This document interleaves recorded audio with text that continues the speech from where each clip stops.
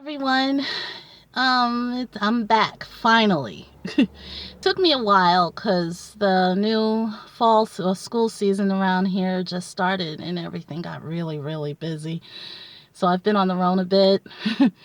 So now I am back to make another video about a very popular subject on YouTube, which is ratings.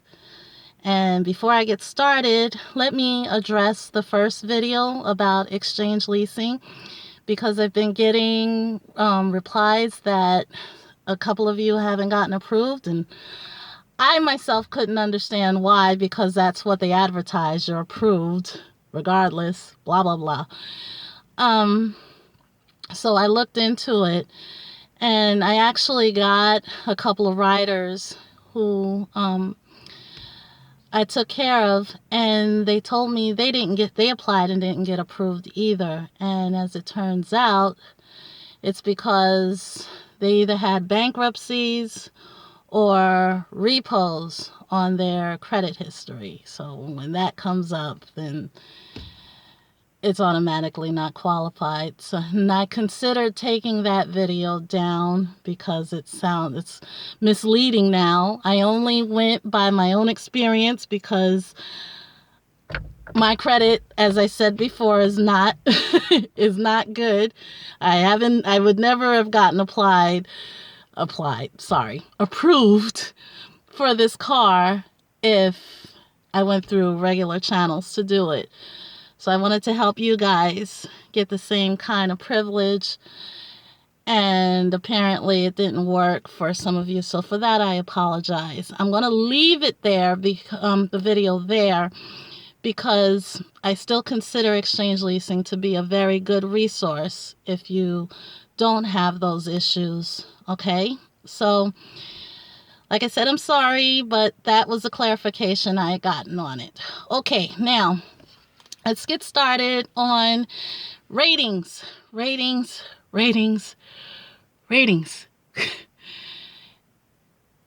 For all of you that are new to this or that have done this, you know that it's a very frustrating ordeal, especially when you got a lot of... I had to start my car, it's hot in here. Especially for those of you who have like me, who have gotten down to a 4.5 because, you know, you're in the beginning stages of the job, so you're going to make mistakes. And I did a lot, especially with navigation, and it made things very hard for me. So my score had pretty much dropped down to a 4.52. But as you can see, I'm still with Uber and Lyft. So apparently I did some things to get myself out of the hole. So I'm going to quickly list those, and hopefully it'll help you the same way it helped me. If you have any questions, feel free to make a post. Okay? All right, here it goes. First things first. Okay? This is for you guys who are just getting started now, as well as those of you who are in the hole. When the passenger gets in the car, the first question above all else that you need to first say good morning. Okay, of course, you know, how are you? Make sure you smile. Okay, don't look too tired or frustrated, because, you know, a smile goes a long way. All right, that's the first thing. Okay, because once you give them a smile and say good morning, it's uphill everything is peachy keen so far from that, unless you get a nut in the car, which is, for me, that's rare. I've only had a couple of them. But anyway, once they get settled in, you're going to ask them this question. Do you have a preferred route that you'd like me to take to your destination, or is it okay if I use the GPS? You're going to use the GPS anyway, but you can listen to them too, because you have to have the GPS running, but you don't necessarily have to follow it. Okay, a lot of times, guys, you'll get a passenger in the car who's knows these roads inside and out, and the GPS is taking them in some wackadoodle way to get around traffic, a way that they've never seen before. And it's going to aggravate them, especially if they have to go to work, and the way they took could have happened a lot quicker. Okay, you cannot wait until you're in the middle of a trip and ask them, do you want me to listen to you? Because I can turn the GPS, and it's too late for that.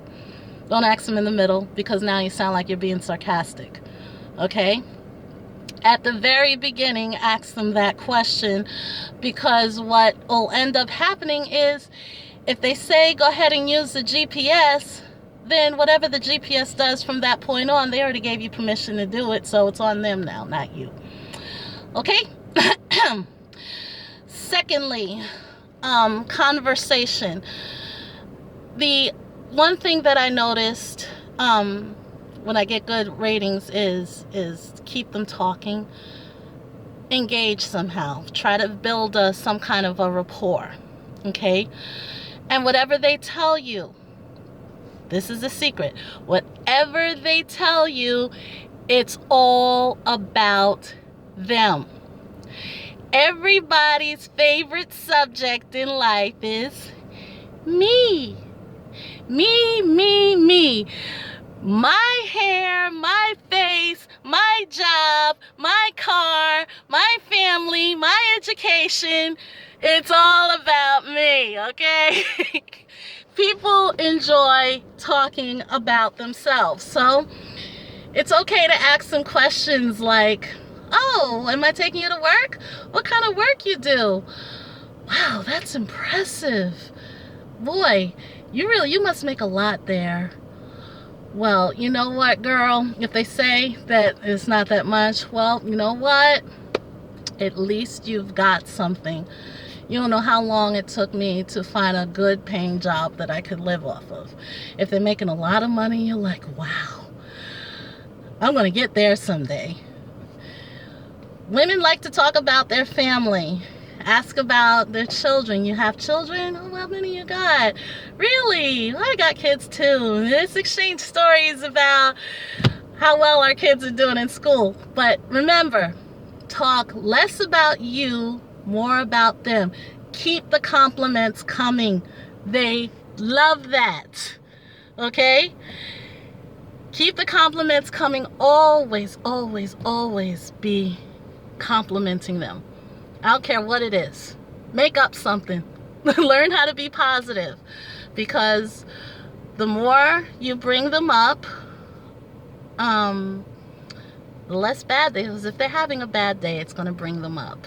But if they're just getting their day started, now you've put them on a good start, so they feel really good about you. So that is the other tip that I got. Thirdly, in closing, you want them to rate you. Do not ask them to rate you, because that's a guaranteed 4. You don't want a 4. You are only allowed a 5 when you're driving for Uber and Lyft. Okay? You cannot ask them to rate you a 5 either. Okay?